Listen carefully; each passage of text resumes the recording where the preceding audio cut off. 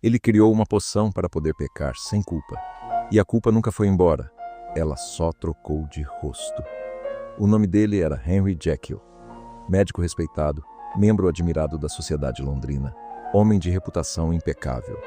E como quase todo homem de reputação impecável, ele carregava desejos que jamais poderia satisfazer sem destruir tudo o que construiu.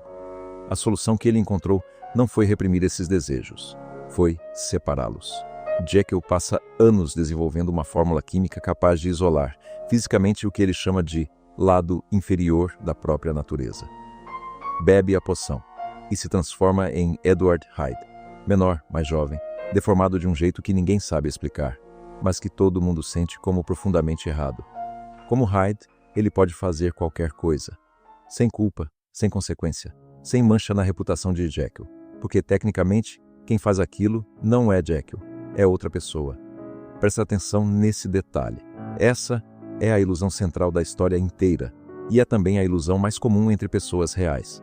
A crença de que existe uma versão off de você mesmo, que você pode reservar um compartimento fechado da sua vida, uma cidade onde ninguém te conhece, uma tela de celular, uma dose de álcool, e que o que acontece ali não conta para quem você realmente é. No início, funciona.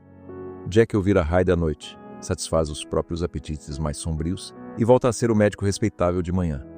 Consegue transitar entre as duas identidades como quem troca de roupa. Mas isso não é o pior. O pior é que, com o tempo, transformar-se em Hyde deixa de exigir a poção.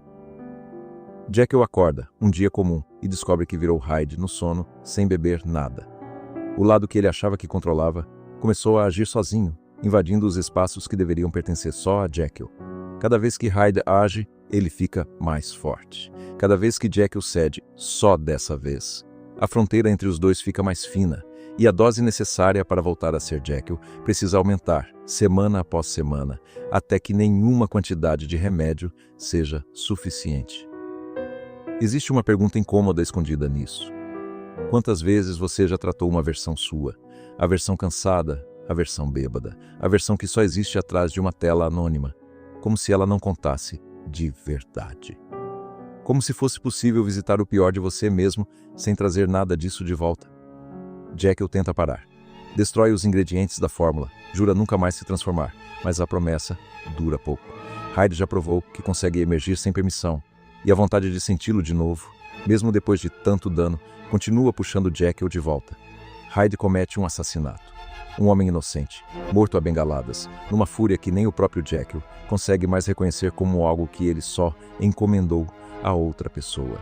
E é só nesse momento, tarde demais, que Jekyll entende a verdade que evitou o tempo inteiro. Hyde nunca foi outra pessoa. Hyde sempre foi ele mesmo, só que sem o peso da reputação segurando a mão.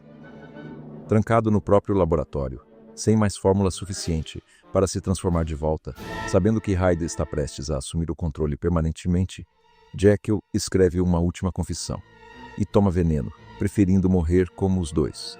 Jekyll e Hyde juntos, finalmente indivisíveis, a viver o resto da vida como apenas o segundo.